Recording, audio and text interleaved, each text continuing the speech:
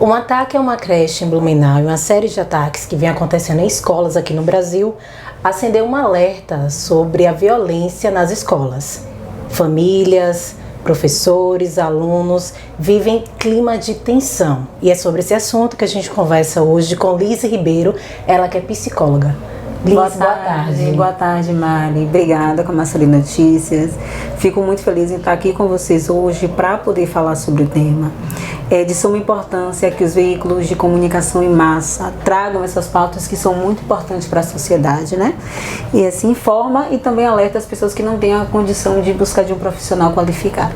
No seu entendimento, o que é que motiva essa frequência de acontecimentos? Primeiro a gente precisa contextualizar o porquê de uma escola. A escola geralmente é o lugar onde o sintoma da sociedade é revelado. Tudo perpassa a escola, né? Se você quiser um dia conhecer como uma comunidade se comporta, frequente uma escola. Você vai entender como é que está a questão nutricional, a questão do desenvolvimento, o contexto familiar. Então, assim, a escola é de fato o lugar onde a sociedade se manifesta e se revela, né? Então, assim, o nosso país ele já vem de uma construção social um pouco complexa, né? As desigualdades, a questão socioeconômica. Nós já somos considerados o país mais ansioso do mundo. Então, vamos unir o contexto onde a escola recebe todas essas informações, essas crianças, essas famílias. E nos últimos 20 anos, nos últimos 2 meses, as escolas vêm passando por uma onda de violência que não acontecia nos últimos 20 anos, né? Por conta disso, a gente liga esse alerta e começa a contextualizar, né?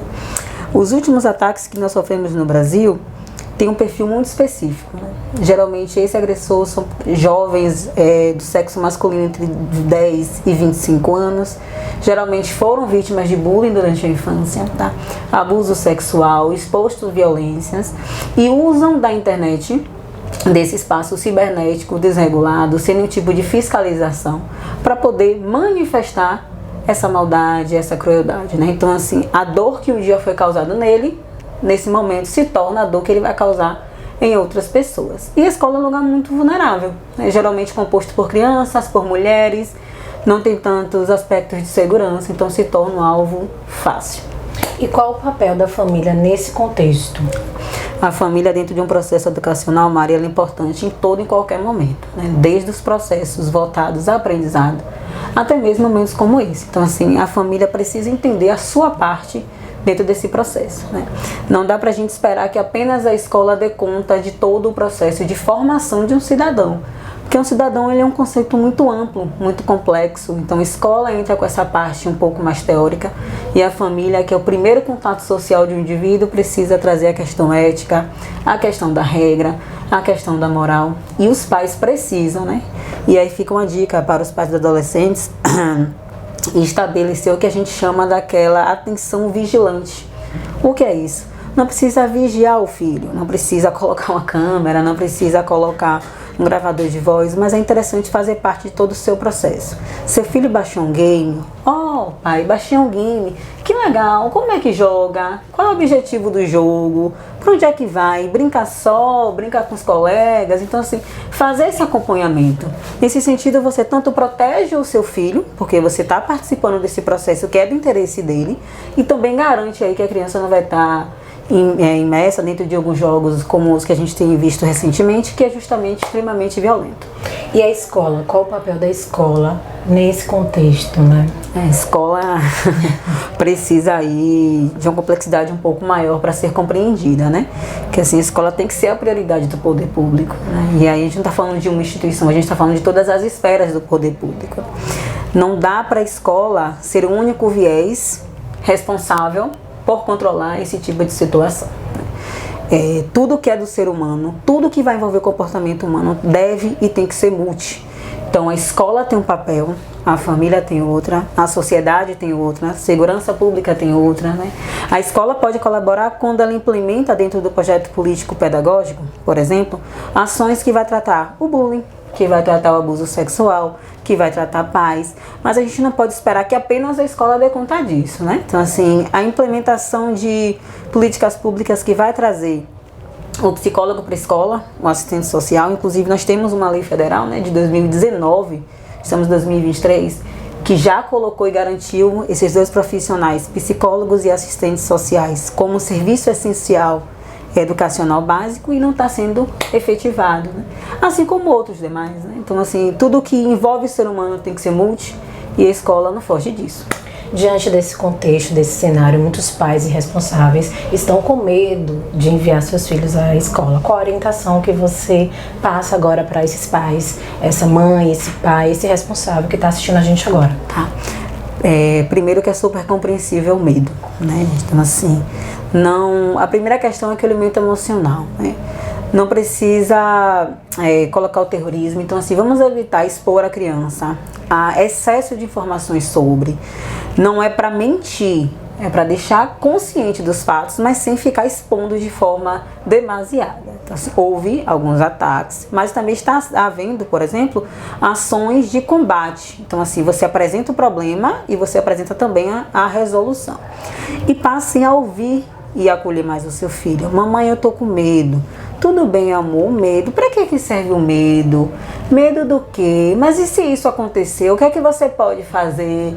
E a prova na escola? E o tio? Então, assim, trazer todos os elementos para que ele entenda que, para além do medo, que é natural nesse momento, existe uma rede de suporte, né? Que é a escola, que é a família e todos esses outros elementos.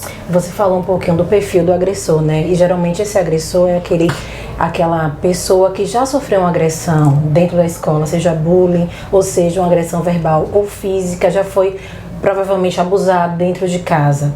Qual o papel da psicologia, a psicologia infantil, né? Como é que ela age, né? No combate, na prevenção, né? A esses ataques violentos dentro da escola? Tá. Dentro do contexto educacional, Mari, a psicologia ela tem um viés, dentro do contexto clínico ela vai ter outro, né? Então, assim, qual que é a tratativa correta para a condução desse caso? Primeiro, a escola ela tem um conhecimento muito bacana sobre o perfil desse aluno. Então, um aluno que não socializa tanto, eu tenho um aluno que sempre briga de uma forma mais agressiva, eu tenho um aluno que machuca demais o coleguinha, eu tenho um aluno que não obedece muito às regras. Pronto, esse aluno ele já foge um pouco do comportamento esperado para aquela idade. E a gente tem que entender que criança vai brigar, vai se desentender. A gente tem que começar a olhar se existe um excesso nesses comportamentos ou se é algo normal. Se existe um excesso, a gente precisa de uma condução especializada para entender o surgimento daquele comportamento. Pode ser algo totalmente isolado. A criança está passando por um problema e aí não está sabendo lidar com as suas emoções e acaba descontando isso na escola. Ou pode ser algo de maior complexidade, como é esses casos que a gente vê agora. Então, assim, a escola tem um papel essencial de identificar, né? A psicologia educacional seria aí o ponto de acesso, onde vai pegar esse menino, fazer esse primeiro acolhimento, convocar a família, faz toda aquela primeira intervenção, a intervenção primária mesmo, né? De entender, de acolher, e a partir disso, essa profissional encaminha talvez para um setor mais específico, ou que seja uma psicóloga clínica, para aí poder fazer os encaminhamentos, né? Então, o que você percebe, Maria, é que ninguém sozinho consegue caminhar diante desse fato, né? A gente vem percebendo aí agora uma onda da sociedade exigir muito o endurecimento da segurança pública, né? Das Forças Armadas e tal. É importante, a segurança é importante, mas assim, a gente precisa entender que existem questões para além. Por exemplo, nós precisamos falar sobre os crimes cibernéticos, né? Aonde estão as leis que permite que plataformas permitam usuários baixar games cujo objetivo é matar pessoas? Ou divulgar conteúdo de ódio. Aonde está tendo acesso a esse material, onde estão se comprando armas, enfim, todo o utensílio e ferramenta que está sendo utilizado. Então a gente precisa solicitar sim uma intervenção, né, dos órgãos devidos, mas para questões específicas, né? Porque a gente não pode reduzir todo esse fenômeno a algo pontual, né? As situações que aconteceram recentemente foram muito tristes, eu acho que o Brasil inteiro ficou muito comovido. Claro que ninguém queria isso, mas ele revela um adoecimento que já vem acontecendo há bastante tempo, que a gente estava meio que varrendo para debaixo do tapete, né? Então, não vamos repetir o erro, vamos tratar com a mesma seriedade, a mesma complexidade que merece o caso a partir de agora, para evitar que isso se repita no futuro. Sobre dar visibilidade a esse agressor, né? Revelar nomes, onde mora. Qual a sua opinião sobre isso? Eu vi que alguns jornais têm adotado, né? Não trazer essa visibilidade, né? Eu queria ouvir você sobre isso. Bacana.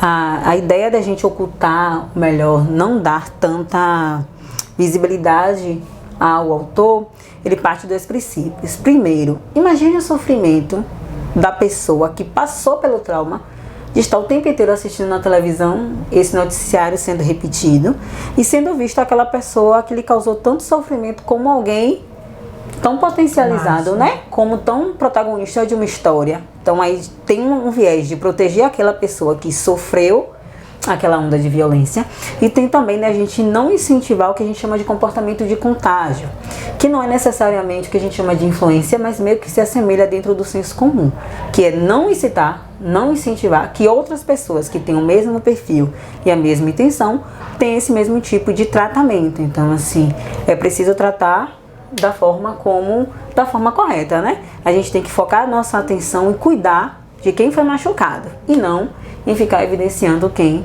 machucou.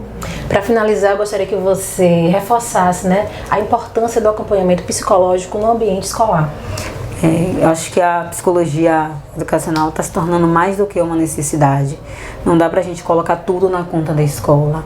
Nós estamos dispostos, eu acho que os conselhos federais, municipais, regionais aí vêm tentando instrumentalizar os profissionais para que a gente tenha uma atuação satisfatória dentro desses espaços, né?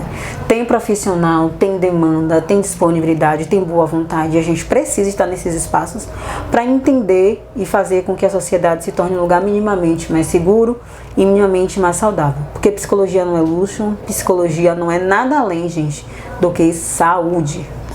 E a gente precisa tratar disso quanto antes.